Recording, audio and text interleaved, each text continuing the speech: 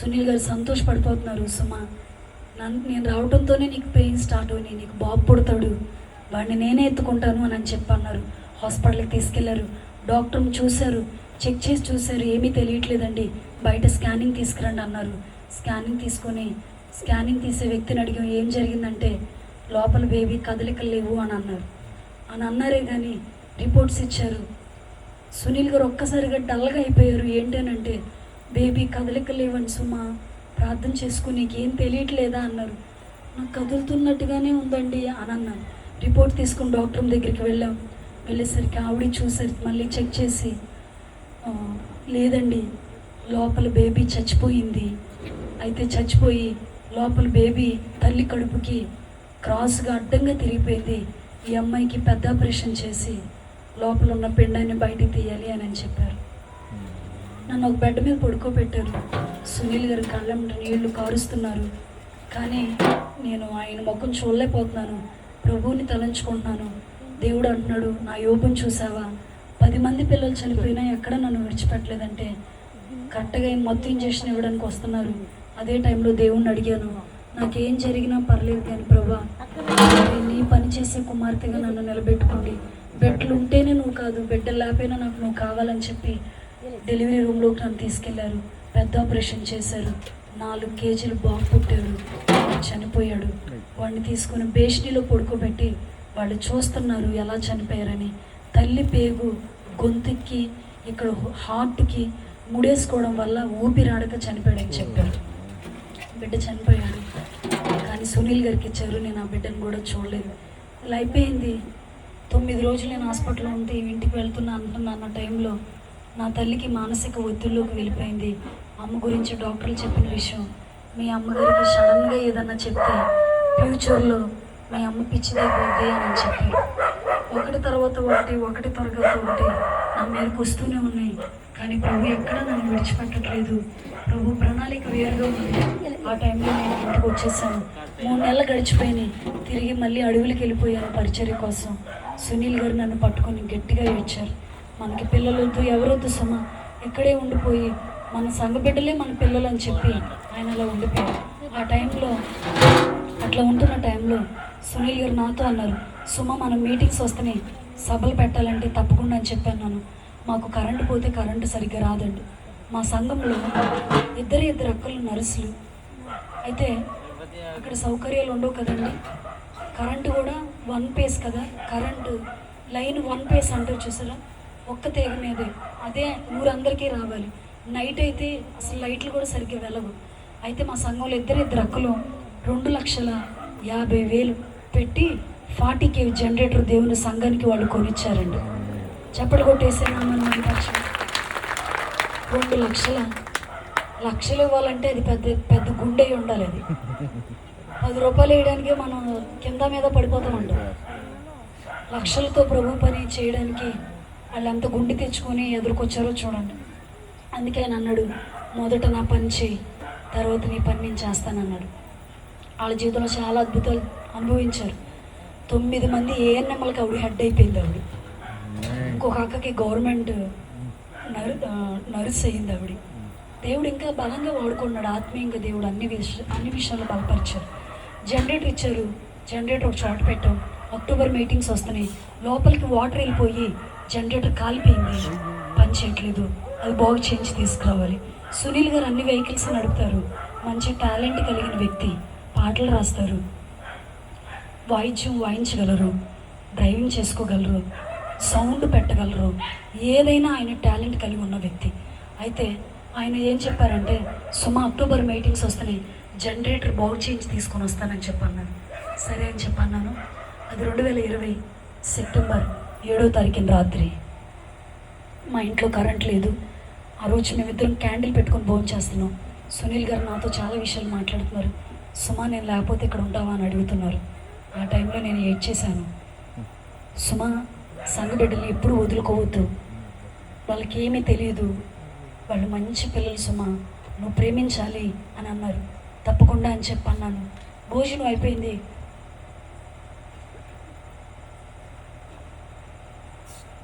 పడుకుందాం అనేసరికి నాకు చర్చిలో పడుకోవాలనిపిస్తుంది, వెళ్దామని అన్నారు. సర్లే అని చెప్పి అనుకుని చర్చిలోకి వెళ్తున్నాం. వెళ్ళిపోయాం, పడుకున్నాం. తెల్లవారిపోయింది. నాకన్నా పొద్దున్నే లెగిశారు. డాక్టర్ బాడీని తెచ్చారు, జనరేటర్ని తగిలించుకుని అక్కడ పెట్టి నన్ను లేపారు. సుమా, కాఫీ పెట్టు, నేను బయలుదేరి వెళ్ళాలి అని చెప్పన్నారు. సంఘంలో 2 యవనస్తులు తీసుకొని వచ్చారు. అయితే వాళ్ళని తీసుకొని డాక్టర్ వేసుకొని వెళ్తున్నారు. మధ్యాహ్నం భోజనానికి వచ్చేస్తాను, భోజనం వండేసి అన్నారు. డాక్టర్ తీసుకొని ఇంచుమించు నా దగ్గర నుంచి 70 కిలోమీటర్లు బయటికి వెళ్ళారు. అది పెట్టేసి సునీల్ గారు వచ్చేస్తున్నారు. అప్పటికి సమయం 2-3 అయిపోతుంది మధ్యాహ్నం. సునీల్ గారు ఇంకా రావట్లా. మా ఇల్లు రోడ్డు పక్కన మెట్ల మీద కూర్చొని ఎదురు చూస్తున్నాను, ఆయన ఇంకా రావట్లేదు. లేచి అప్పుడు ఇంట్లోకి వెళ్ళాను. వర్షం పడుతుంది, అయ్యో తడిచిపోతారేమో అని. ఫోన్ ఆయన దగ్గరే ఉంది. నాకు అప్పటికి సంఘబిడ్డలు ఎవరు అంతగా పరిచయం అవ్వలేదు, ఎవరి దగ్గర ఫోన్లు కూడా లేవు. మాట్లాడాలంటే కొండెక్కాలి. ఆ పరిస్థితుల్లో నేను అలా ఉన్న టైంలో నేను ఇంట్లోకి వెళ్ళేసరికి ఒక వ్యక్తి వచ్చి పిలిచాడు. అమ్మగారు, అమ్మగారు అని పిలిచారు. ఎవరయ్యా అని చెప్పి వచ్చాను. అమ్మగారు, సునీల్ గారు వచ్చిన డాక్టర్ వస్తుందన్నా. సునీల్ గారు జనరేటర్కి వెళ్ళారు కదంటే, అవును తమ్ముడు వచ్చేస్తారంటే, అది కాదు అమ్మగారు, సునీల్ గారు జనరేటర్ని పెట్టేసి ట్రాక్టర్ వేసుకొని వస్తున్నారు కదా. అయితే మన ఊరికి 10 కిలోమీటర్లు టేకులూరు అనే ప్రాంతంలో ఒక లోయలో అయ్యగారి ట్రాక్టర్ తిరగబడిపోయిందండి. అయ్యగారు కనిపించట్లేదు, యవనస్తులు మాత్రమే అక్కడ ఉన్నారు అని చెప్పారు. అయితే కాళ్ళు చేతులు వణికిపోతున్నాయి, దడొచ్చేస్తుంది నాకు. రోడ్డు మీదకి వచ్చాను. నా విశ్వాసులు అక్కడ ఉన్నారు. ధైర్యం చేసి వాళ్ళ దగ్గర నేను ఏం అడగలేకపోతున్నాను. ఆ టైంలో ఒక అబ్బాయి వచ్చి ఆటో ఎక్కించుకున్నారు. వాళ్ళని తీసుకొని వెళ్తున్నారు. నేను ఎదురికి వెళ్ళిపోయాను. ఎదురికి వెళ్ళేసరికి ఇక పలానా చోట యాక్సిడెంట్ అయిందని అన్నారు. అక్కడి నుంచి నేను ఇంకా ఎదురికి వెళ్ళిపోయేసరికి టేకులూరు అనే ప్రాంతం దగ్గరికి చేరుకున్నాను. చాలామంది ప్రజలు అక్కడికి వచ్చేసి ఉన్నారు. అయితే డాక్టర్ తిరగబడిపోయింది. సునీల్ గారి కోసం నేను చూస్తున్నాను, ఆయన కనిపించట్లేదు. 2 యవనస్తులు మాత్రం డాక్టర్ బయట కూర్చొని ఒకనప్పుడు అంబులెన్స్ లెక్కిస్తున్నారు. ఇంకొక అబ్బాయి తల పగిలిపోయింది ఆ అబ్బాయికి. అయితే సునీల్ గారు కనిపించట్లా. ఎక్కడున్నారు అని నేను అడుగుతూ వెళుతుంటే లోతులోకి డాక్టర్ ఉంది. డాక్టర్ చక్రం పైకి లేసి ఉంది, ఇంకో చక్రం కిందకు ఉంది. ఆ చక్రం కింద సునీల్ గారు చెయ్యి ఒకటి ఇలా కనిపిస్తుంది. నేను చాలా గట్టిగా అరిచాను, మీకు దండం పెడతాను, దయచేసి ఆయన బయటికి తీయండి అని చెప్పన్నాను. ఆయన బ్రతికి ఉంటాడేమో కదా, కింద ఉండిపోయాడు, ప్లీజ్ లాగండి అని చెప్పి ఆ రోజు నేను చాలా గట్టిగా అరిచాను. అక్కడ ఉన్న వాళ్ళు అందరూ అన్నారు, లేదమ్మగారు చాలా కర్రలు పెట్టాం కానీ డాక్టర్ పైకి రావట్లేదు, ఒకవేళ బాడీని లాగితే ఎక్కడ ఏది విరిగిపోతే ఏంటో అనుకొని వాళ్ళు అలా ఉంచేశారు. అయితే అక్కడున్న తమ్ముడు చెప్పాడు, అప్పటికే సునీల్ గారు ప్రభు దగ్గరికి వెళ్ళిపోయారు. అయితే ఎలా జరిగింది చిన్న అని అడిగాను. ఎదరు చక్రం వెళ్ళిపోయింది అమ్మగారు, వెనకాల కూడా వెళ్ళిపోద్ది అనుకున్నారు. ఒక్కసారిగా డాక్టర్ ఇలాగా ఒక చక్రం వెనకాల ఇలా దిగబడిపోయింది. ఒకసారిగా పైకి లేసేసరికి నేను బండ మీద పడ్డాను అమ్మగారు, నా తల పగిలిపోయింది. ఇంకో పిల్లోడు కింద ఇంజిన్కి డాక్టర్ కిందకు పడిపోతున్నాడు అనగా సునీల్ గారు ఆయన పట్టుకొని పక్కకి వేశారు. అన్నయ్య పడిపోయారు. డాక్టర్ అమాంతంగా వచ్చి అన్నయ్య మీద పడిపోయారు అమ్మగారు. అక్కడికి సునీల్ గారు ప్రభు దగ్గరికి వెళ్ళిపోయారు అని చెప్పారు. సునీల్ గారి వయసు 28 సంవత్సరాలు.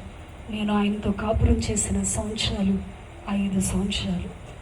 5 సంవత్సరాల్లో నా తండ్రి, నా పిల్లలిద్దరూ జీవితాంతం నేను ఆయనతో ఉండి సేవ చేయాలనుకున్న సునీల్ గారు ప్రభు దగ్గరికి వెళ్ళారు.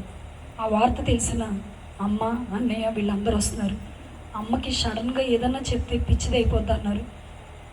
ఆ విషయం నాకు తెలిసినప్పుడు సునీల్ గారు చనిపోయారని ఎంత మా అమ్మకి తెలిస్తే అమ్మ ఏమైపోద్దో నాకు చాలా భయం వేస్తుంది.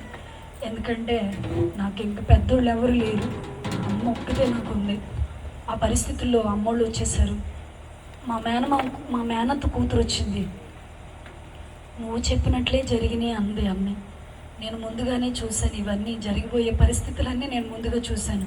అయితే తన అంది, ఈ అడవి ఏంటి, అసలు అత్త, నువ్వే విధవరాలు అనుకుంటే నీ కూతురుని ఎందుకు ఇంత వయసులో విధవరాలు చేసుకున్నారు? ఈ అడవేంటి, అడవి ప్రజలేంటి, బట్టలు సదిరేంటి, తీసుకొని వెళ్ళిపోదామని చెప్పన్నారు. ఆ టైంలో నాకేం మాట్లాడాలో అర్థం కాల, అలాగే ఉన్నాను. సునీల్ గారి బాడీ పోస్ట్ మార్టం చేసి తీసుకొని వస్తున్నారు. పట్టుకోవడానికి కూడా సునీల్ గారి అవయవాలు మొత్తం ఎముకలన్నీ పిప్పుగా ఇరిగిపోయినాయండి. పట్టుకోవడానికి కూడా అవకాశం లేదు. బాక్స్లో పెట్టి తీసుకొచ్చేశారు. అన్నీ అక్కడే శుభ్రం చేసి తీసుకొచ్చేశారు. అయితే నా బంధువులు, నా స్నేహితులు అందరూ అక్కడికి వచ్చారు. అక్కడికి వచ్చిన తర్వాత ఒక టేబుల్ మీద సునీల్ గారిని బాక్స్లో పెట్టారు. నేను బయటకు వచ్చాను, చూశాను ఆయన. అదే నేను చూడటం ఇంకా. అయితే ఆయన నాతో చెప్పిన ప్రతి మాట గుర్తొస్తుంది. నేను లేకపోతే ఇక్కడ ఉంటావమ్మా అని. అయితే అతను అప్పుడప్పుడు ఎక్కడికన్నా పరిచర్యకి వెళ్తే నేను ఒక్కదాన్ని అయిపోయేదాన్ని, భయం వేసేది ఆ ఏరియాలో. కానీ దేవుడు చాలా ధైర్యం ఇచ్చేవాడు. దురాత్మ సమూహాలు ఎక్కువ ఉండే అక్కడ. అయితే అక్కడ నుంచున్నాను. చాలామంది ఏవేవో మాట్లాడుతున్నారు. ఇంకైపోయింది వీళ్ళ జీవితం, ఇంకైపోయింది వీళ్ళ పరిస్థితి అన్నట్లుగా. కానీ ఆ టైంలో అక్కడ నిలబడిన నాతో ప్రభుని ఒక సహాయం అడుగుతున్నాను.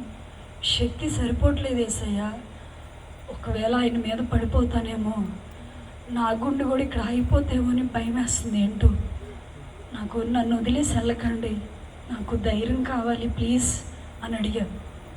ఆ టైంలో దేవుడు నాతో మాట్లాడుతున్న మాట, నా సేవకుడు ముగించిన సేవ నువ్వు చేస్తావా అని. నా దేవజీవుడు లేని సేవ ముగించేసి వచ్చేసిన ఆ పరిచయం నువ్వు చేస్తావని ఒక స్వరం నాతో చెప్పుట నేను వింటున్నాను. పదే అదే ప్రేరేపణ. అరిసి చెప్పాలనిపించింది, అవకాశం నాకు లేదు. కానీ నా ఎదురుగా మాట్లాడుతున్న సావుకుడి దగ్గర నేను మైక్ తీసుకొని చెప్పాను. అన్న ఒకసారి నాకు మైక్ ఇవ్వండి అన్నాను. ఇప్పుడేం మాట్లాడతావమ్మా అన్నారు. ఇప్పుడు మాట్లాడలేకపోతే ఒకవేళ ఈ మాట ఎప్పటికీ చెప్పలేనేమో, ప్లీజ్ అండి ఒకసారి నాకు మైక్ ఇవ్వండి అని అడిగాను. అయితే నా వెనకాల ఏముందా ఏంటని నేనేం ఆలోచించలేదు. కానీ ప్రభు ఇచ్చే ఒక్క ధైర్యం, సునీల్ గారి వైపు చూస్తూ ఆయన చేసిన ప్రమాణాలు, ఆయనకన్నా ముందుగా నా దేవుడికి ఇచ్చిన మాట, మా నాన్నగారు మారిపోతే లైఫ్లో నీకోసం నిలబడతాను యేసయ్యా అని మొదట్లో నేను చెప్పిన మాట నాకు గుర్తొచ్చేలా దేవుడు చేశాడు. ఆ టైంలో నేను అలా నిలబడినాను. మైక్ తీసుకున్న నేను మాట్లాడుతున్న సమయంలో ఒకటే మాట చెప్పాను, సునీల్ గారిని చూడడానికి వచ్చిన మీ అందరికీ ఇది నా కృతజ్ఞతలు. అయితే సునీల్ గారు ప్రభు దగ్గరికి వెళ్ళిపోయారు. కానీ ప్రభు నన్ను తీసుకోమంటున్న నిర్ణయం, నా బంధువులు, నా స్నేహితులు కూడా ఇంకా నన్ను తీసుకెళ్ళిపోదామని అనుకునే వచ్చారు. ఇక్కడ ఉంచకూడదని అనుకున్నారు వాళ్ళు కూడా. అయితే ప్రభు తీసుకోమంటున్న నిర్ణయం నేను తీసుకుంటున్నాను. అదేంటంటే, సునీల్ గారు ఎక్కడ చనిపోయారో, ఆయన ఎక్కడ సమాధి చేయబడుతున్నారో, దేవుడి రాక ఆలస్యమైతే, లేదా నేనే దేవుడి దగ్గరికి వెళ్ళిపోయే లోపు, దేవుడు వచ్చేలోపు ఇదే ప్రాంతంలో, ఇదే అడవుల్లో, ఇదే ఏరియాల్లో నేను ఒక్కదాన్నే నిలబడి సేవ చేస్తాను, నా కోసం మీరందరూ ప్రార్థన చేయండి అని చెప్పి ఆ రోజు ఒక్క మాట దేవుడు పలికించకపోతే నేను చెప్పలేకపోయేదానండి. ఆఫ్టర్ నేను ఒక ఆడదాన్ని. కానీ మనలో ఉన్నవాడు శక్తి కలిగినవాడు. ఆడోళ్ళ మగోళ్ళ నన్ను చూడు, ఎంత శక్తితో నింపబడావు అనేది దేవుడు చూస్తాడు ఖచ్చితంగా. అలా నేను అన్నానో లేదో, అందరూ వెళ్ళిపోయారు. సమాధి కార్యక్రమం వరకు కూడా కొంతమంది ఉండలేదు. ఆ మాట కొంతమందికి చేదుగా అనిపించింది. వెళ్ళిపోయారు. ఎంతైనా రక్త సంబంధులు కదండి. అన్నయ్య, వదిన, చెల్లి, అమ్మ మాత్రమే ఉన్నారు. అమ్మ ఎవరితో మాట్లాడుతున్నా అలా ఉండిపోయారు.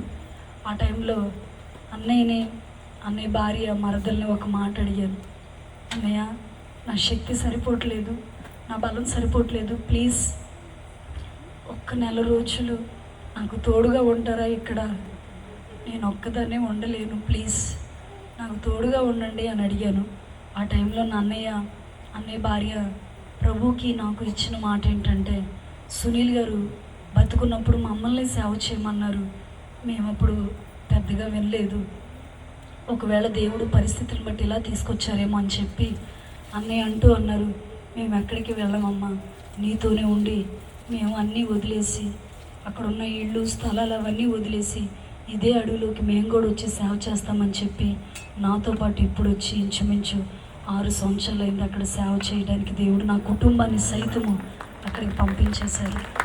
అలా ఉంటుండగానే 3 రోజులు పెట్టవలసిన మీటింగ్స్ నేను పెట్టేశాను. అయితే 2వ రోజు నన్ను సేవకురాలుగా అభిషేకించారు ఒక పరిశుద్ధుడైన సేవకులు. ఆడవాళ్ళు మాట్లాడొచ్చా, స్టేజ్లు ఎక్కొచ్చా, మైక్ పట్టుకోవచ్చా అన్న దానికి నిదర్శనం మీరు ఇంటికి వెళ్ళి నాకు చదివితే అపోస్తుల కార్యములు 2వ అధ్యాయము అక్కడ ఉంటుంది, కింద రాయబడిన మాట, రానున్న అంత్య దినాల్లో నా పనివారి మీదను పనికత్తెల మీదను నా ఆత్మ నేను కుమ్మరించదును, వాళ్ళు ప్రవచించెదరు, వాళ్ళు దర్శనాలు చూస్తారు. దేవుడికి ఆడపిల్ల మగపిల్లాడని భేదం ఉండదండి. నా కొరకు ఎవరు నిలబడతారా నన్ను చూస్తాడు ఆయన. హల్లెలూయా. అదే కావాలి, నా కోసం ఎవరు బ్రతుకుతారు పరిశుద్ధంగానని. అలాంటి సమయాలు ఎన్నో నా జీవితంలో మెదులవుతున్నా నన్ను ఆపేయాలని, నన్ను పక్కన పెట్టాలని ఎంతోమంది ప్రయత్నాలు చేశారు. కానీ అప్పటి వరకు మందిరానికి రాని యవనస్తులు, అప్పటి వరకు ప్రభుని తెలుసుకొని యవనస్తులు లాస్ట్ ముగింపు రోజున 21 మంది ప్రభు యొక్క రక్షణలోకి వచ్చి ప్రభుని తెలుసుకొని ప్రభు చేత ఉన్నారు. అలా దేవుడు ఇప్పటికీ నడిపిస్తున్నాడు. చాలామంది అందులో ప్రభుకి ప్రతిష్ఠించుకున్న పిల్లలు ఉన్నారు, పరిశుద్ధులు ఉన్నారు. పరిశుద్ధంగా వాళ్ళ జీవితాన్ని పాడు చేసుకోకుండా దేవునికి అప్పగించుకున్న పిల్లలు సేవలోకి వచ్చేసారు. ఇప్పుడు నా దగ్గర ఉన్నారు వాళ్ళు ప్రజెంట్. ఇలా ఉంటుండగా నా సాక్షి యూట్యూబ్లోకి వెళ్ళిపోయింది. సిస్టర్ సుమలత అని కొడితే వస్తుంది. అయితే ఆ సాక్ష్యాన్ని తీసుకెళ్ళి ఊరి పెద్దల్లో పెట్టారు అడవిలో. అక్కడ వాళ్ళందరూ ఆ సాక్ష్యం విని అందులో వాళ్ళకి అనుగుణంగా కట్ చేసేసి పెట్టుకున్నారు. అయితే వాళ్ళందరూ అంటున్నారు, ఊళ్ళోంచి వెళ్ళిపోతావా, లేకపోతే కొండ మీద ఒక చర్చ్ ఉంటుంది అది పడేస్తావా అని అడిగారు. ఆ టైంలో నేను ఏమీ చెప్పలేకపోయాను. నా ప్రభు నాతో ఉన్నారు. ఆ రోజు వాళ్ళు మాట్లాడే బూతులు, వాళ్ళు తిడుతున్న తిట్లు నేను ఇప్పటికీ మర్చిపోలేదండి. నన్ను 70 మంది పురుషుల్లో నుంచోబెట్టేశారు. నా తల్లికి కూడా తెలియదు నేను ఆ రోజు అంతమందిలో అక్కడ నిలబడ్డానన్న సంగతి. ఆ రోజు నేను నిలబడితే అక్కడ వాళ్ళు దీన్ని అలా కదండి, దాన్ని అలా కదండి అని చెప్పి బూతులు తిట్టడం మొదలుపెట్టారు. ప్రభు నేను ఒకటి అడిగాను, దానియేలు పట్ల శాసనాన్ని మార్చగలిగావు కదా, వీళ్ళ నోర్లు మూపి వీళ్ళ నోరులు ఆపి దేవా నీ చిత్తాన్ని బయలుపరచనని చెప్పి నేను ప్రభుని అడిగితే ఆ సమయంలో దేవుడు నా పట్ల చేసిన అద్భుతం.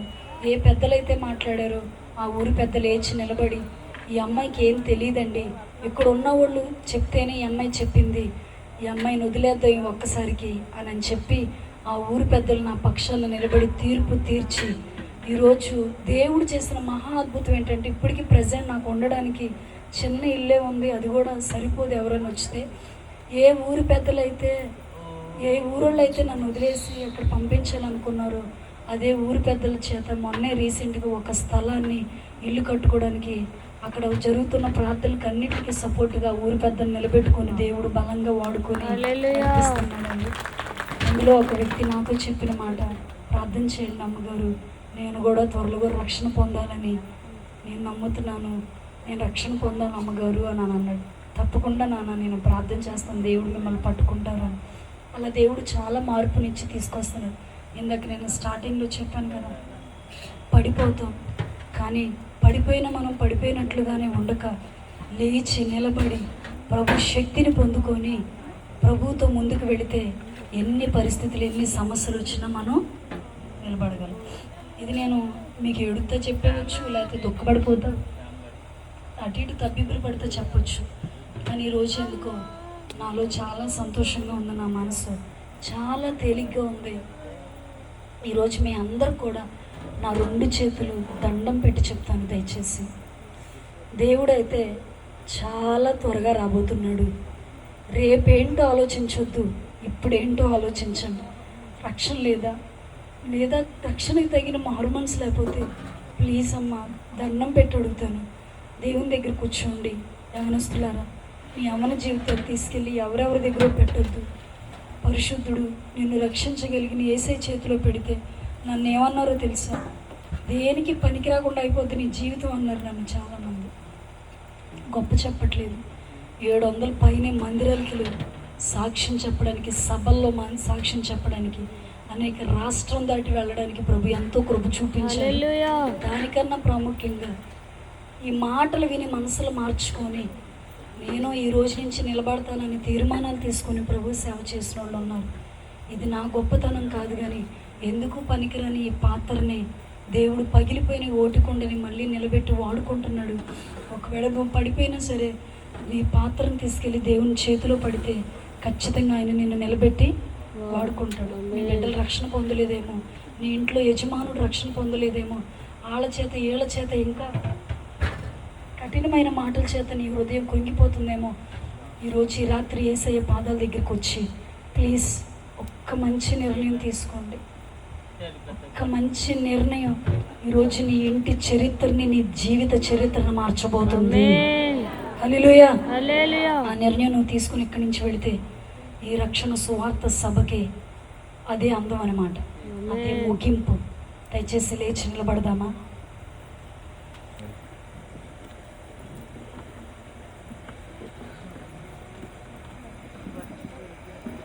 లేచి నిలబడిన మీరు 2 చేతులు జోడించి యేసయ్యను పట్టుకొని, ఎవ్వరినే కాదు, అపవాది చెప్తున్న మాటలు అన్నీ విన్న తర్వాత లేచి వెళ్ళిపోమంటది, కానీ అది పరిశుద్ధాత్మ కాదు. కానీ విన్న మాటలు బట్టి స్వరం తెలిసి, యేసయ్యా నన్ను దాటిపోయి వెళ్ళిపోవద్దయ్యా, నన్ను విడిచిపెట్టొద్దని బ్రతిమలాడడం నువ్వు నేర్చుకుంటే ఇప్పుడు ఇక్కడ ప్రజెంట్ ఇక్కడ